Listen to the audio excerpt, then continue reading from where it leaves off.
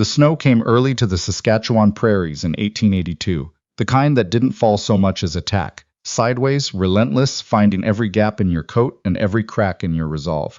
By the first week of November, the land had turned into something indifferent to human suffering. Flat and white and endless, with a wind that made you feel like you were the last person alive on Earth, which sometimes out here you nearly were.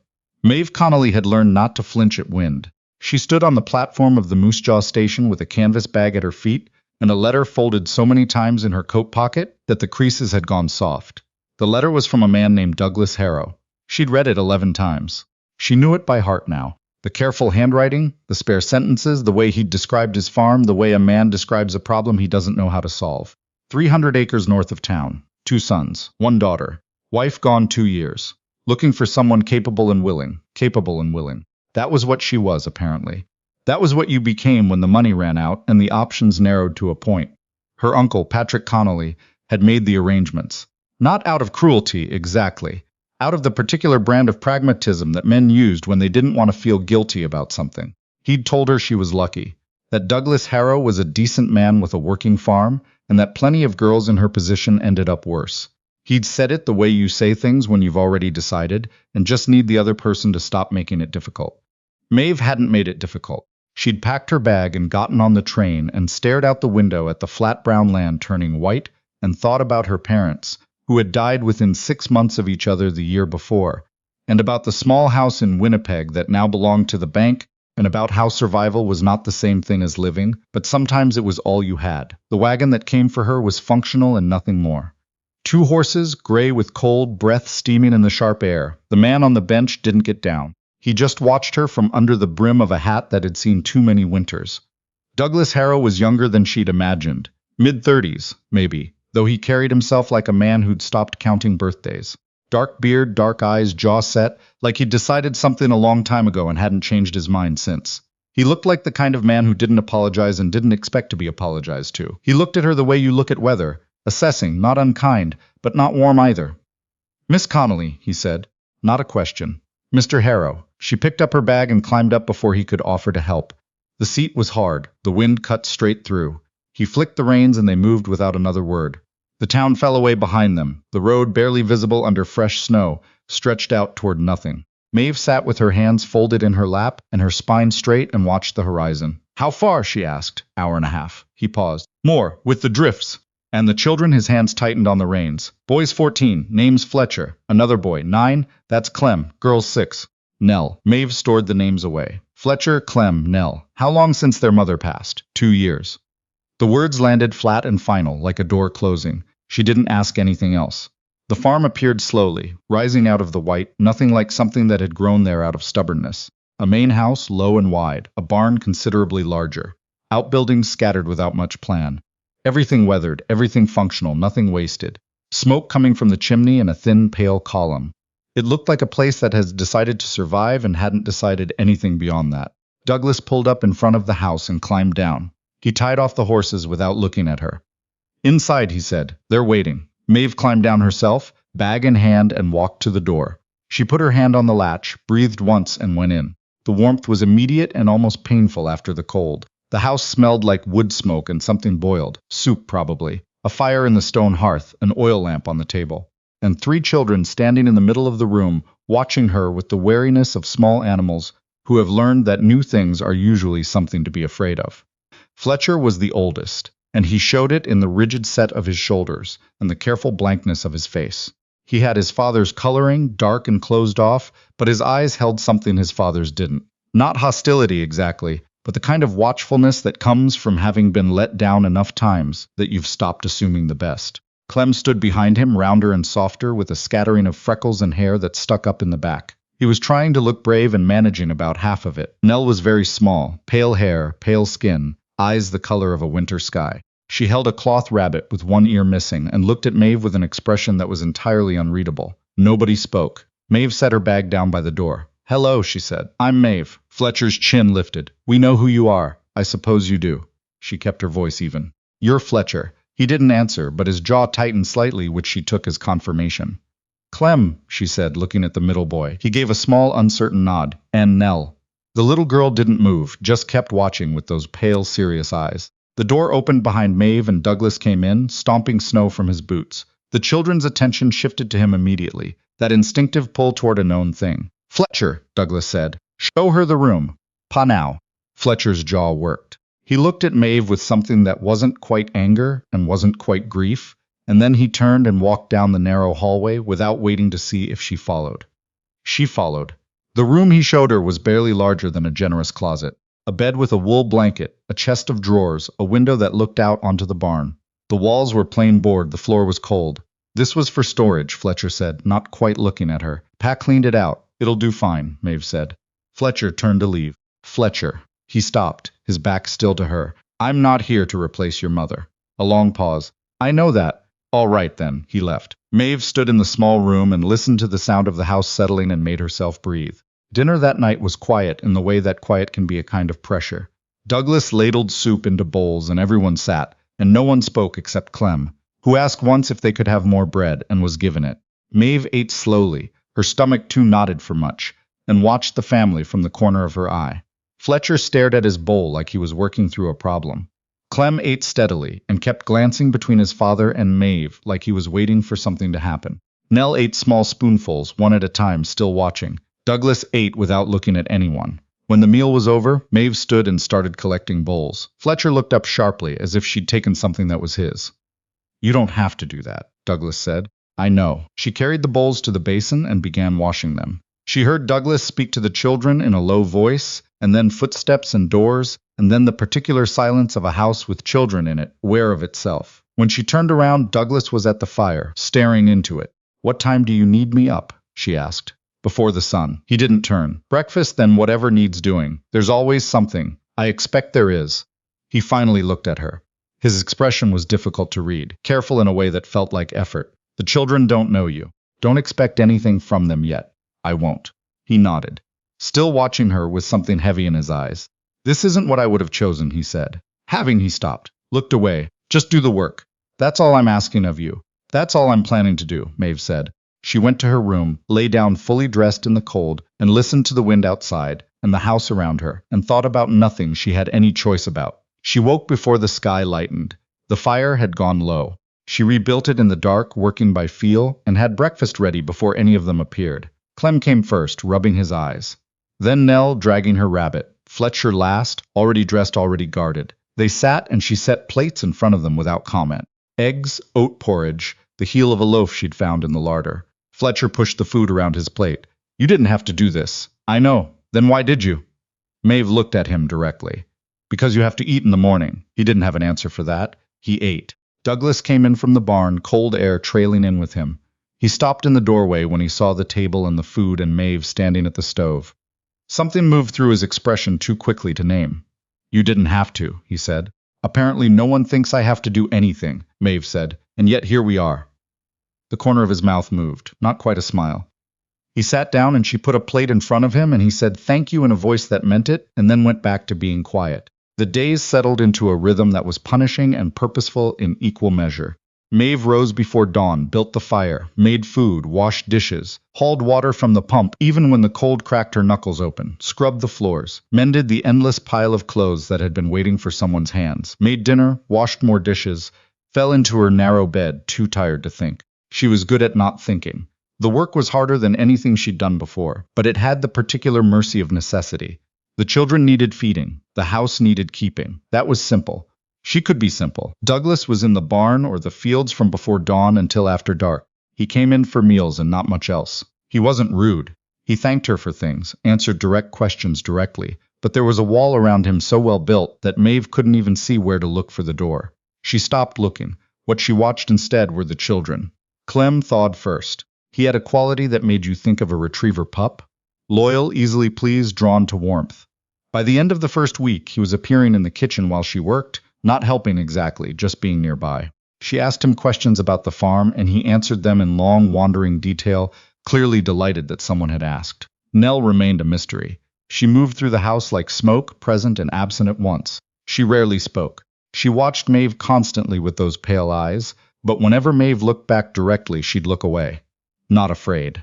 Just private. One morning, Maeve found her in the barn, standing in front of one of the horses, not petting it, just standing near it, the rabbit hanging from one hand.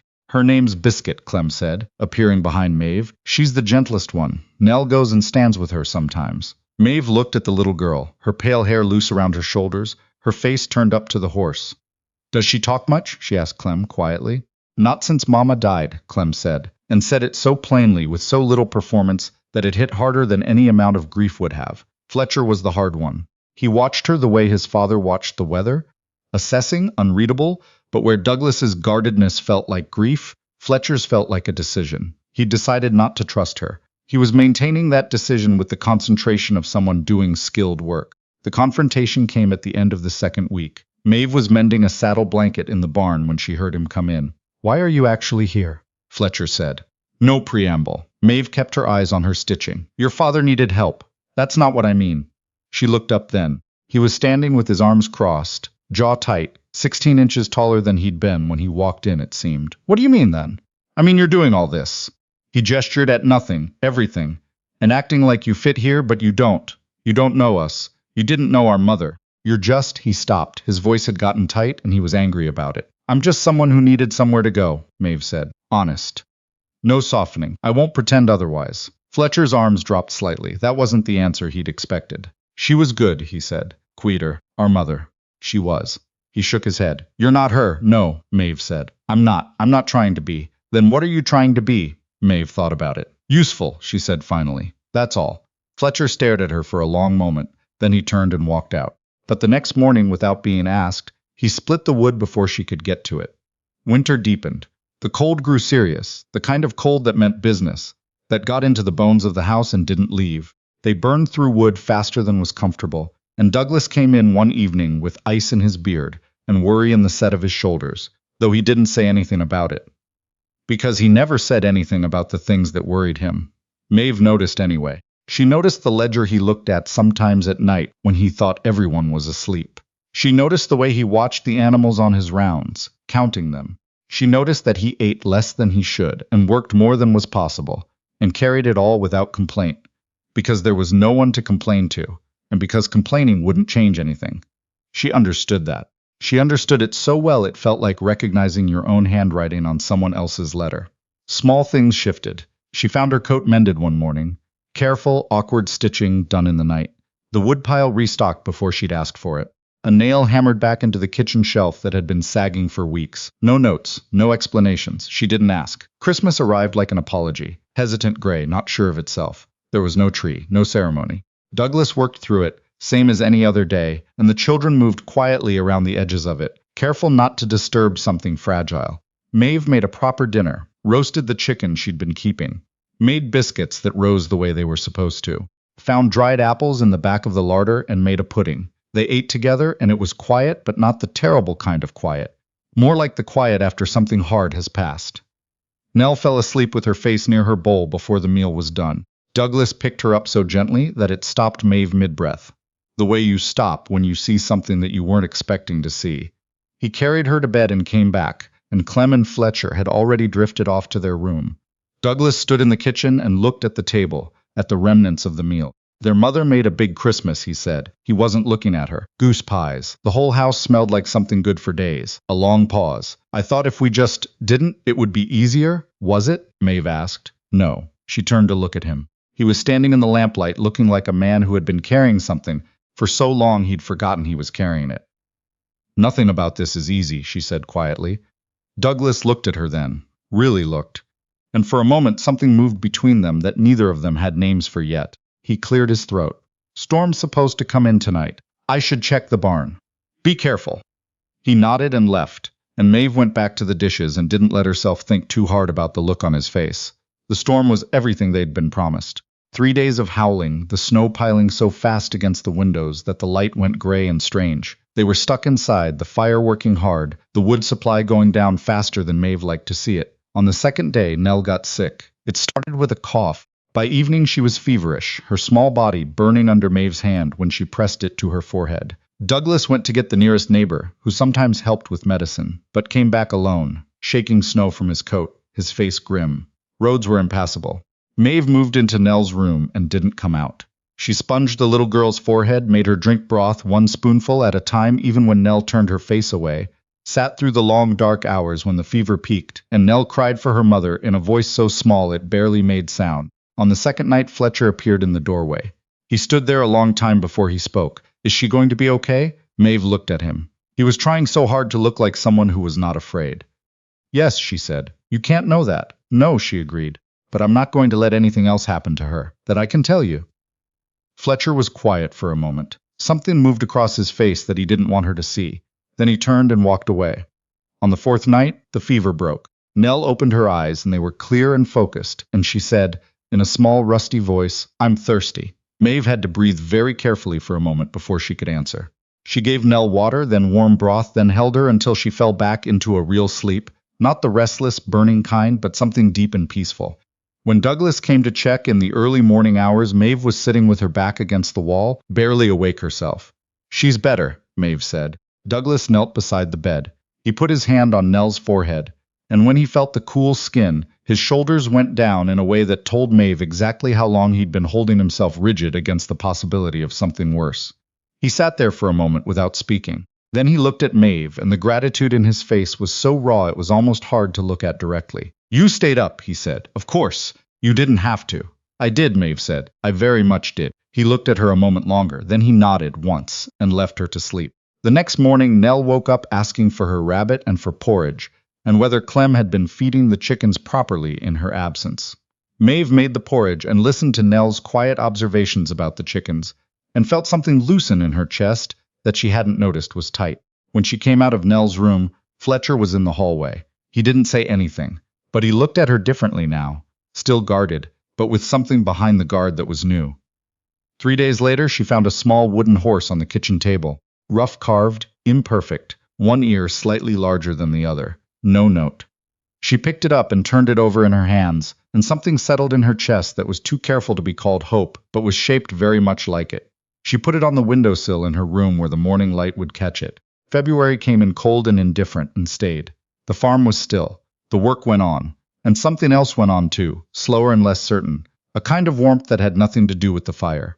Clem started helping her with the cooking without being asked. Nell began appearing at her elbow during chores, not helping exactly, more supervising, occasionally offering opinions in her quiet voice. Even Fletcher, who still watched her with care, had started speaking to her more, not about anything personal, just about the farm, the animals, the things that needed doing, in a way that treated her like someone who was part of the place. And Douglas. Douglas was harder to map. He lingered sometimes, after meals, finding small things to do in the kitchen while she finished cleaning. He asked her opinion on things, whether to sell one of the horses come spring, whether the fence by the north pasture could hold another season, whether Clem's coat could be mended or needed replacing. He asked like her answers mattered, which was something she wasn't entirely used to. One morning she woke to find new boots outside her door. Plain, sturdy, stiff leather. Her old pair had split at the toe in the cold and she'd been stuffing them with cloth. She found Douglas in the barn. Did you leave these? She held them up. He was working on a harness. He glanced at the boots, then back at the leather in his hands. Your old ones were giving out. You didn't have to. I know. She stood there. The barn was cold, but the light came through the high windows in pale winter angles, and the horses shifted in their stalls, breathing slow. Why did you really bring me here? She asked. She didn't plan to ask it. It came out the way things do when you've been holding them long enough. Douglas set down the harness. He was quiet for a moment, working his jaw, and she thought he was going to put the wall back up. Because I was running out of ways to hold things together, he said finally. The farm, the children. I kept thinking if I just worked harder, longer. He stopped, looked at her. It wasn't working. I know, Maeve said. Something shifted in his expression, not a smile, something quieter than that. I thought it would be simple, he said. Someone to cook, to manage the house, that's all. And, he picked up the harness again. And it's not simple anymore. She let that sit between them and didn't push it. Some things needed time to get used to their own shape. The trouble came in April, when the snow was finally letting go, and the mud was spectacular and miserable, and the first faint green was pushing through the brown. A man rode up to the house on a fine horse, better kept than anything in their barn. His name was Gerard Whitmore. He was well dressed in the way that means money, and he had the careful smile of a man who has learned that smiling gets him things. He wanted the farm, not all of it. The eastern quarter, where the land ran flat and good, and the creek cut through in a way that made irrigation easy. He explained, documents suggesting that the boundary markers had been placed incorrectly when Douglas's family had originally claimed the land. He was simply seeking what was rightfully his. Douglas heard him out in the yard, his face very still, and told him he'd think about it. When Whitmore rode off, Douglas stood looking at the road for a long time. Maeve watched from the window. That night, after the children were in bed, Douglas sat at the table with the ledger, and a look on his face that she recognized. The look of a man trying to add numbers that won't balance. "Tell me," Maeve said, sitting across from him. He pushed the ledger toward her. She read it carefully. The picture wasn't disastrous, but it wasn't comfortable either. A bad harvest the previous year, the cost of the winter, a debt to the grain merchant that had been carried longer than was wise. "He'll press the claim," Douglas said. "Whether he's right or wrong doesn't matter much. Legal fights cost money, money you don't have, not for a lawyer, then we don't fight it that way." Maeve looked at the ledger again, turning the problem. What does he actually want? Not the land? What does he want from the land? Douglas frowned. "The creek access. For his cattle when the summer runs dry, then give him the access. That's my land, I know it is. And it'll stay yours if we give him what he actually needs without giving up what we need." She looked at Douglas steadily. "Let him water his cattle at the creek during dry season. In writing. In exchange, he drops the boundary claim." Douglas stared at her. "You think he'd take that?" "I think he wants water more than he wants a fight. People usually want something specific, even when they're asking for something broader." The next day, Douglas rode to Whitmore's property and came back 2 hours later. He came in, hung up his coat, and stood in the kitchen while Maeve was making bread and said, he agreed. She kept kneading the dough. "Good. You knew he would. I thought he might." Douglas was quiet for a moment. Then, "How?" "My father was in debt most of my childhood," Maeve said. "You learn to watch what people actually want versus what they say they want. They're usually different." Douglas sat down at the table. He watched her work the dough for a long moment. "You've never talked about your family," he said. "No, you don't have to. I know." She turned the dough. "My parents died last year, within 6 months of each other. The house went to the bank. My uncle." She stopped. "He made arrangements." "That's the polite word for it." Douglas's voice was careful. "Did he hurt you? Not the way you mean." She shaped the loaf. "He just decided I wasn't his problem anymore." There was a silence that had weight in it. "You deserved better than that," Douglas said. Maeve looked at him. He said it simply without ceremony, like a fact he was certain of. "Maybe," she said. "But I'm not sure I'd have ended up here if things had gone differently." He held her gaze and didn't look away, which was unusual for him. Something moved in his expression. Not quite resolution, not quite question. Something between. "What are you to me?" he said slowly, "if not just hired help?" It was the closest thing to a confession she'd heard from him. She wasn't going to pretend it wasn't. "I don't know yet," she said honestly, "but I think we're finding out." The summer that followed was the hardest and the best she could remember. The work was relentless. The farm was big and demanding, and Douglas worked himself to the edge of his limits daily, and so did she, and so increasingly did Fletcher, who had grown into his height and his sense of himself, and began working alongside his father with the seriousness of someone who had decided this mattered.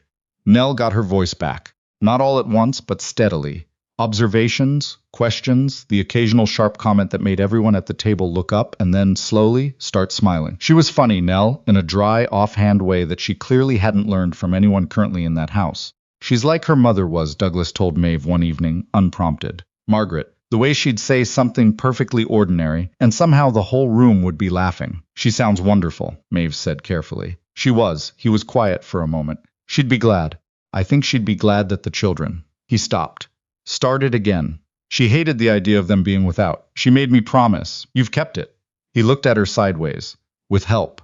The crisis, when it came, was the kind of thing you couldn't prepare for because it didn't announce itself. A late August storm, sudden, violent, the kind that comes out of a clear sky and does what it wants. Douglas was in the barn when the wind hit. When he wasn't back in an hour, Fletcher went looking. Maeve was the one who found him. He was pinned under a beam that had come down from the loft. Not unconscious, which was somehow worse because he knew exactly what had happened and was holding himself very still. His left leg was caught, his face pale and set. "Douglas." She knelt beside him. "Leg," he said. "Can't tell if. Don't try to move." She assessed quickly. The beam was heavy, but it wasn't the weight of it that was the problem. It had fallen at an angle, pinning rather than crushing. There was a chance. She found a fence post in the corner of the barn, worked it under the beam, wedged it against the wall, and pushed.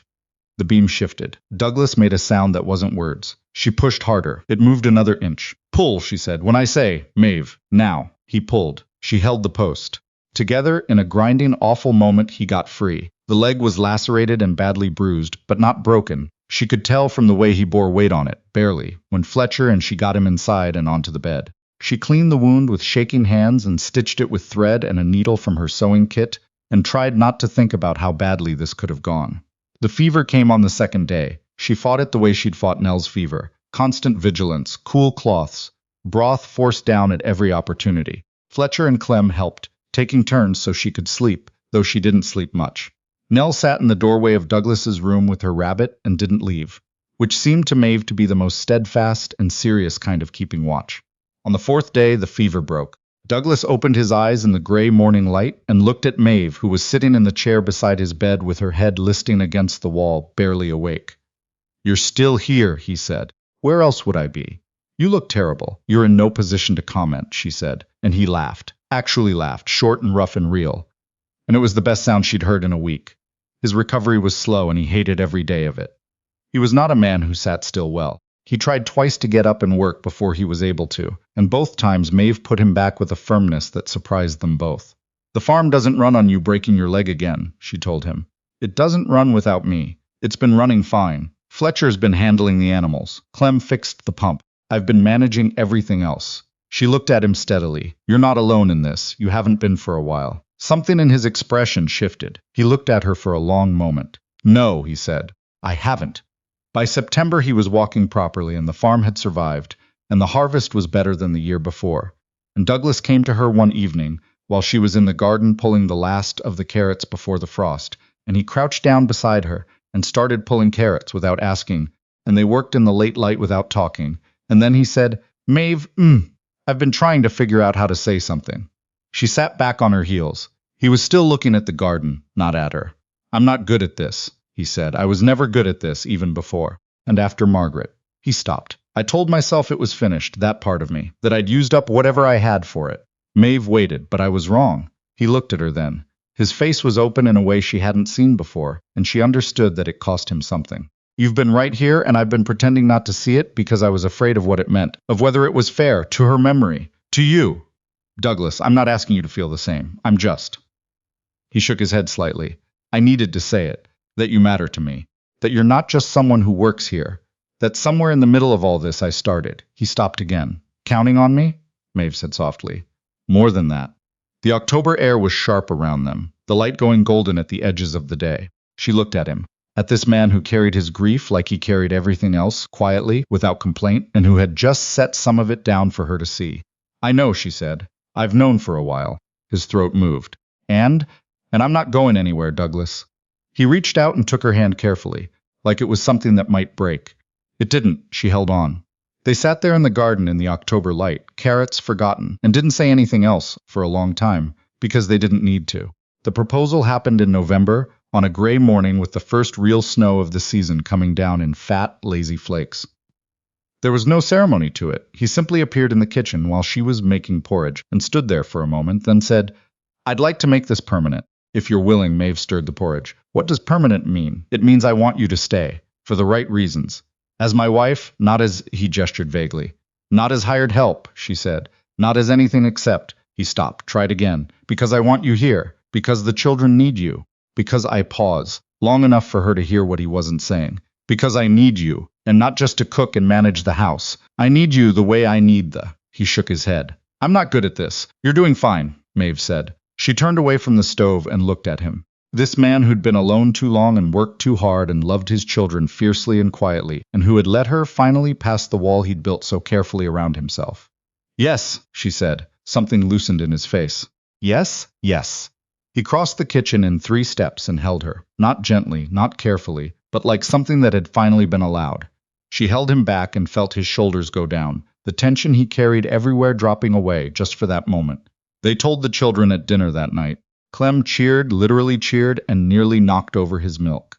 Nell looked at Maeve very seriously for a moment, and then climbed off her chair and walked around the table and pressed her face against Maeve's arm. Fletcher was quiet. He looked between his father and Maeve for a long moment. Then he looked at his plate, then back at Maeve. "She would have liked you," he said, "our mother."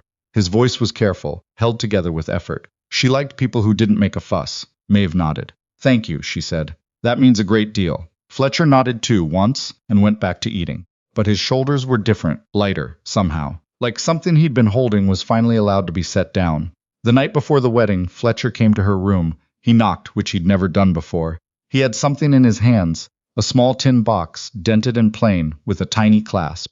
This was Mama's, he said. For keeping things in, Pa gave it to her when they were first married. Maeve looked at him. I want you to have it, Fletcher said. I talked to Pa. He said it was my choice. He held it out. His hands were steady, but his eyes were bright. You're not her, but you stayed. When things were bad, you stayed in that. His voice went tight. He pushed through it. That matters. Maeve took the box. She held it carefully, the metal worn smooth with years of handling. Thank you, she said. I'll take good care of it. Fletcher nodded once. He turned to leave. Then, at the door, he stopped and said, without turning around, I'm glad you came. He left before she could answer, which was probably just as well, because she couldn't have answered without crying, and she had a sense that Fletcher would have preferred she not. She sat on the edge of the bed with the tin box in her hands and looked at the wooden horse on the windowsill, and thought about the girl who had stood on a train platform in the November snow, holding a letter from a stranger and believing the best she could hope for was to survive. The wedding was small and plain, the way both of them wanted it. The minister was a practical man who kept the ceremony to its essentials. Mrs. Fawcett from the general store stood witness with her husband. A few neighboring farms came because word travels on the prairie, whether you send it or not. When Douglas said his vows, his voice was low and certain, the voice of a man who has thought about what he's promising. When Maeve said hers, she was surprised to find that her voice was steady, not because she wasn't moved, but because she meant every word so clearly that there was nothing to be nervous about. He slipped a plain band onto her finger. She looked at it. He kissed her, brief and real, and somewhere behind them, Clem made an enthusiastic noise and Fletcher hushed him, and Nell pressed her face into her rabbit. On the ride home, the children piled in the back of the wagon. Maeve sat beside Douglas on the bench with their hands folded together between them and watched the flat white land go by. The sky was the blue that only comes in winter, bright and cold and honest. All right, he asked. Yes, she said. You? Yes. Simple as that, both of them meaning it. The years that followed were not easy. The prairie doesn't make anything easy. But they were full instances that Maeve hadn't believed possible when she'd climbed into a stranger's wagon in the November cold. The farm grew steadier. The debt was paid down and then paid off. The eastern quarter stayed theirs, and Whitmore's cattle watered at the creek in the dry summers, and nobody had to fight about it. Fletcher grew into a young man who had his father's quietness and his mother's wit and some quality that was purely his own. A patience, an exactness, a talent with wood that led him eventually to an apprenticeship with a carpenter in Regina, where he made furniture so well fitted it was talked about for miles. Clem became the farmer that Douglas had always hoped one of his children might, taking over the work with the same stubborn affection that the land seemed to require. He married a girl from 2 farms over, who laughed at everything, and whom Maeve loved immediately. Nell got her voice back entirely, and used it extensively. She read everything she could find, wrote letters to everyone she'd ever met, eventually taught school in the small building at the edge of the township, and filled her students with the same conviction that the world was larger than it looked. Maeve and Douglas had 2 more children, a boy they named after Douglas's father, and a girl they named after nobody in particular, just a name they both liked, which seemed right for someone who was entirely her own person from the first. They grew old together in the way that people do when they've chosen each other past the early reasons and into something harder to name and harder to let go of. On a September evening, many years later, Maeve stood on the porch watching the light go out of the sky over the wheat fields.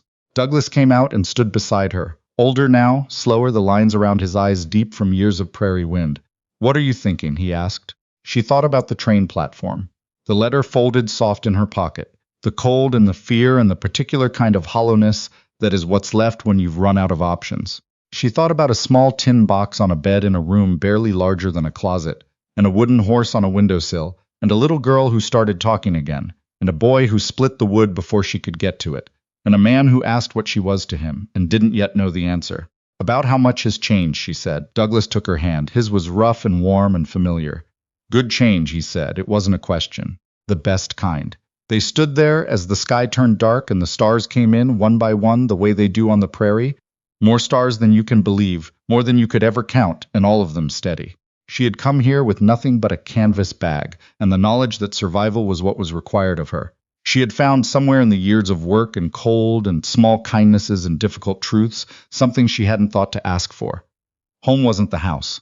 It wasn't the land, though she'd come to love both. It was the particular weight of someone's hand in yours. It was the sound of children you'd held through fevers, calling you mama without thinking about it. It was the thing that happened when you stayed, when you chose again and again to stay, and the place slowly chose you back. She squeezed his hand, he squeezed back. That was enough. It had always been enough. It was, in the end, everything.